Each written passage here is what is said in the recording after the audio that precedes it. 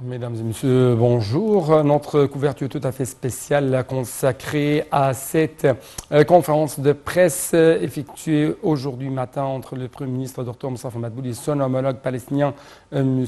Mohamed Ashtaya ici au Caire se poursuit toujours et je dois vous rappeler que lors d'une conférence de presse, le chef du gouvernement de l'Égypte a déclaré que la cause palestinienne est la question principale et centrale pour l'Égypte. Il a de même affirmé l'appui de l'Égypte au peuple palestinien. De son côté, Dr Mohamed Ashtaya hommage au soutien apporté par l'Égypte à travers à la cause palestinienne. Plus tôt dans la journée, le Premier ministre avait tenu une séance de pourparlers élargie avec son homologue palestinien au siège du Conseil des ministres à la nouvelle capitale administrative.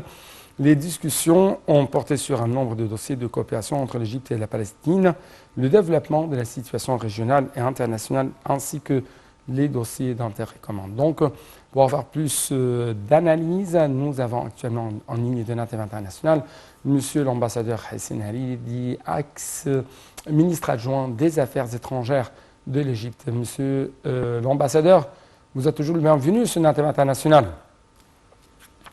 Monsieur.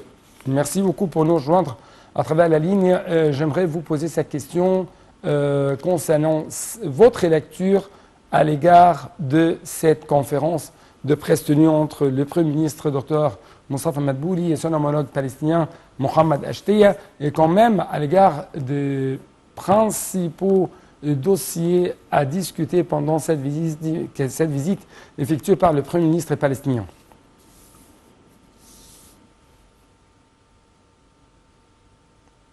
Monsieur l'ambassadeur. A lieu dans le cadre de la tenue de la commission égypto-palestinienne mixte.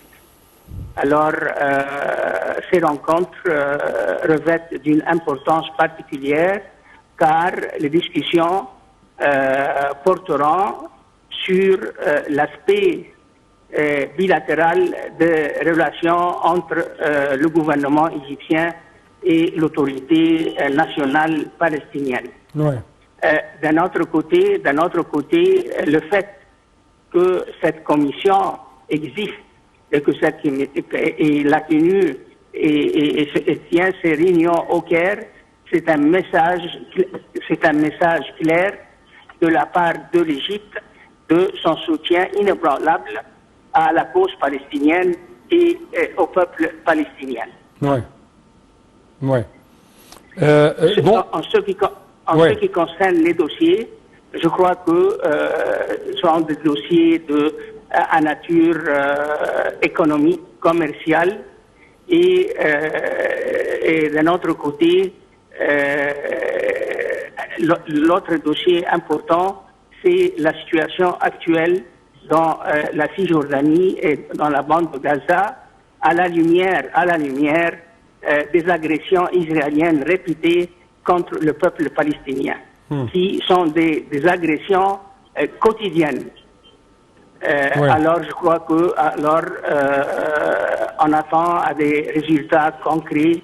Et comme je viens de le dire, la tenue des réunions de cette commission mixte entre la Palestine et l'Égypte est un message pour les Israéliens, l'opinion publique israélienne, le gouvernement israélien et la communauté internationale, et que l'Égypte reste toujours aux côtés du peuple palestinien.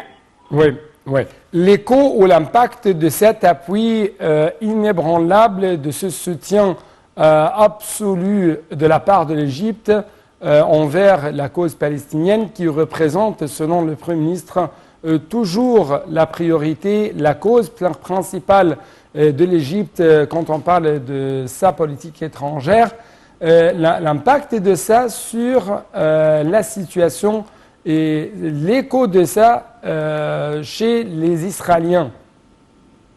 Je crois que l'impact est plus particulièrement un impact moral, psychologique, du point de vue du peuple palestinien. En ce qui concerne l'opinion publique israélienne, certainement, comme vous le savez, cette opinion publique est divisée et polarisée politiquement à l'intérieur, dans le cadre de la politique intérieure israélienne, Ouais. et polarisé aussi en ce qui concerne la paix avec les Palestiniens.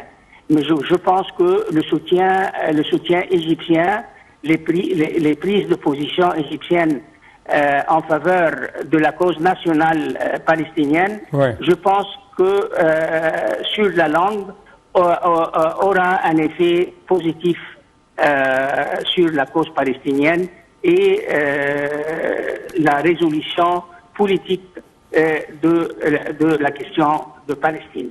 Ouais.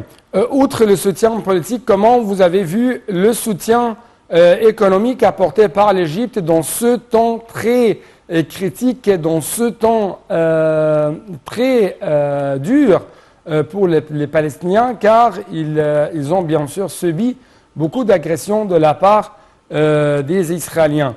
Donc, comment, encore une fois, vous trouvez l'importance du soutien économique de la part de l'Égypte aux Palestiniens?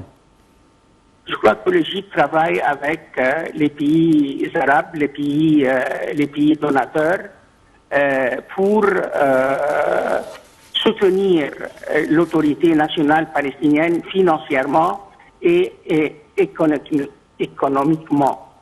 Et je crois que l'Égypte déploie toujours ses efforts dans le cadre de la Ligue arabe et dans le cadre des plusieurs commissions sur la Palestine, commission arabe sur la Palestine, pour que le gouvernement israélien aide ou respecte ses obligations dans le cadre de l'accord de la coopération économique entre le gouvernement israélien et l'autorité nationale palestinienne, signé en avril 1994. Oui, monsieur l'ambassadeur, ex-ministre adjoint des Affaires étrangères de l'Égypte, monsieur Hussein Halid, je dois vous remercier infiniment pour votre contribution et votre éclaircissement en ce qui concerne les différentes dimensions de cette visite effectuée actuellement par le Premier ministre palestinien Mohamed Ashteya. Et bien sûr, je dois vous rappeler qu'aujourd'hui matin, il y avait une conférence de presse tenue entre monsieur le Premier ministre égyptien, Dr Moustapha Madbouli, et son homologue palestinien Mohamed Ashteya, ici au Caire, bien sûr.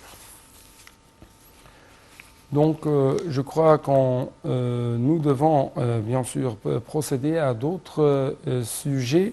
Et cette fois-ci, il s'agit du président égyptien Abdel Fattah al-Sisi qui a assisté hier au test et d'admission de nouveaux employés au ministère de l'Éducation et de l'Enseignement technique, des tests effectués en coopération avec l'Académie militaire. Le président Abdel Fattah el-Sisi a assisté à un certain test organisé pour les candidats à des emplois au sein du ministère de l'Éducation et de l'Enseignement technique qui ont été menés en coopération avec l'Académie militaire égyptienne. Le président a suivi à travers le système d'enregistrement des résultats des examens électroniques toutes les données des candidats et les résultats qu'ils ont obtenus lors de l'exécution des différentes étapes des examens jusqu'à ce qu'il ait atteint l'étape de l'examen final.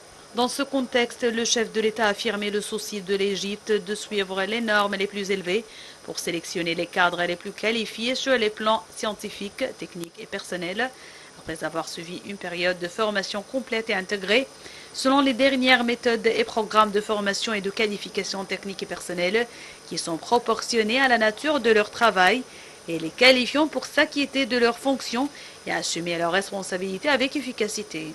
D'autre part, lors de sa visite au collège militaire, le président el-Sisi a rencontré un certain nombre d'éleveurs seniors de chevaux arabes égyptiens et un certain nombre d'étudiants du cours équestre numéro 1 à l'Académie militaire égyptienne, où il a souligné l'importance de développer ce sport qui affine beaucoup de bonnes qualités, ce qui réjaillit positivement sur la personnalité des jeunes et leur vie pratique dans le futur.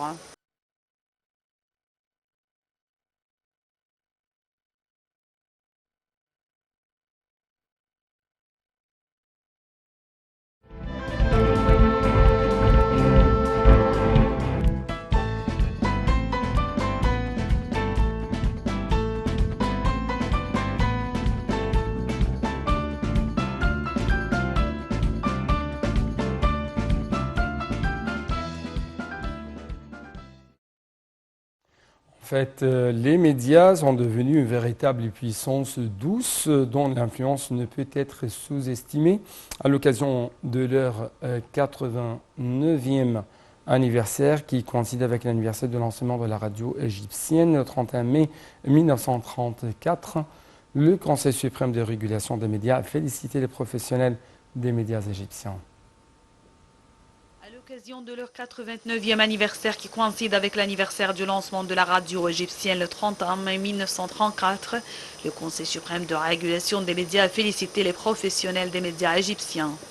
Le Conseil a déclaré que la radio égyptienne est l'une des premières stations de radio au monde et la première dans la région arabe, au Moyen-Orient, en Afrique, ajoutant que cela indique son héritage qui est le résultat du développement et de la civilisation de l'Égypte dans tous les domaines, car ces pionniers sont ceux qui ont fondé la plupart des stations de radio dans les pays arabes et islamiques. Les médias égyptiens jouent encore un rôle éducatif et patriotique majeur pour faire face aux rumeurs et y répondre aux mensonges visant l'État égyptien et ont pu affronter les groupes terroristes en coopération avec diverses agences de l'État. Le Conseil a indiqué que les médias jouent un rôle majeur dans la diffusion de la culture de l'optimisme parmi la population et dans l'explication des réalisations réelles qui se déroulent sur la terre égyptienne et des efforts de développement dans les différents gouvernorats de la République afin de fournir une vie décente pour les citoyens sous la houlette du président Abdel Fattah el-Sisi. Les médias jouent un rôle clair dans le soutien des projets nationaux en surveillant les réalisations et les succès obtenus par l'État et en leur présentant une explication simplifiée pour que la communauté définisse les objectifs et la politique de l'État dans la mise à niveau du système de développement qui se reflète positivement sur le citoyen. Le Conseil a ajouté que la radio égyptienne, depuis sa création, a joué un rôle majeur dans le monde arabe et a suivi tous les événements qui sont déroulés dans la région en général et en Égypte en particulier. Le rôle des médias a un grand impact sur l'éducation de la société, sur les projets nationaux et le soutien qu'ils apportent à l'économie nationale, la satisfaction des besoins des citoyens, la réalisation de la justice sociale et économique, l'offre d'opportunités d'emploi pour les jeunes et la réduction des taux de chômage dans la société pour améliorer le niveau de vie. Sous le slogan Journée du développement, pour honorer les symboles et les pionniers du travail médiatique chez eux, une célébration a eu lieu hier au studio 45 de la radio égyptienne dans le bâtiment de l'Autorité nationale des médias. Donc je dois vous laisser très rapidement avec ce reportage, vous dire merci beaucoup pour votre attention. C'est la présence du chef de l'autorité nationale des médias, Hossein Zine. Une célébration a eu lieu hier au studio 45 de la radio égyptienne, dans le bâtiment de l'autorité nationale des médias, sous le slogan Journée du dévouement pour honorer les symboles et les pionniers du travail médiatique. Chez eux, la radio égyptienne, en signe de remerciement et reconnaissance pour leur rôle de pionnier dans le travail radiophonique et pour les efforts sincères qu'ils ont déployés pour améliorer et développer le contenu des médias et fournir un message médiatique de développement et d'éducation aux citoyens égyptiens. Le chef de l'autorité nationale des médias, Hossein Zine, a reçu les grands symboles du travail radiophonique, tout en exprimant sa fierté et son appréciation pour eux, ainsi que pour les générations géantes et les pionniers du travail radiophonique qui ont fait preuve de détermination des médias, qui ont présenté un message médiatique sérieux, qui a façonné la conscience et la pensée du citoyen et inculquer les valeurs ainsi que les comportements de la société égyptienne. Le chef de l'autorité a échangé des idées et des visions avec des personnalités des médias en vue de bénéficier de leur grande expérience dans l'amélioration du contenu des médias et l'activation du rôle des réseaux de radio. Zine a déclaré: nous soutenons à nos collègues avec toutes les capacités disponibles et le souci constant de la formation continue pour suivre le rythme de l'évolution de l'époque tout en préservant les valeurs et les principes du travail des médias nationaux. Au cours de la réunion, les participants ont salué l'effort de l'autorité pour préserver l'héritage unique de la radio ainsi que la chaîne Maspero Zaman. Lors d'une merveilleuse célébration, le chef de l'autorité nationale des médias a remis des boucliers d'honneur aux pionniers du travail médiatique. Les personnalités et symboles de la radio égyptienne ont également exprimé leur gratitude pour ce merveilleux honneur et cet accueil chaleureux, et ils ont exprimé leur grande joie d'être honorés chez eux par la radio égyptienne.